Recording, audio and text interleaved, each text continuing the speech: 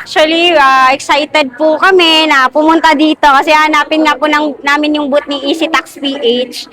Tapos po, ganda. Tapos, masaya po kami na nakatanggap ako ng t-shirt. Thank you po talaga.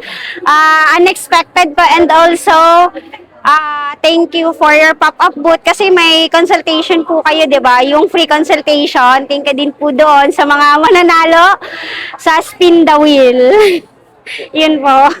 Kung gusto mo pang matuto ng mga tax filing and bookkeeping training for non-VAT individuals, for VAT individual taxpayers, kung ikaw yung tipo na naghahanap ng learning material, learning guide, at nalilito ka saan ka mag-start sa tax filing, sa bookkeeping, sa business registration, Easy Tax PH is for you. Sumali ka lang dito sa Easy Tax PH Business Community at pagpasok mo dyan, i-click mo yung featured post, nandun yung complete details kung paano ka makaka-access. Mag-comment ka lang dyan below, guide, para ma-approve agad namin yung request mo.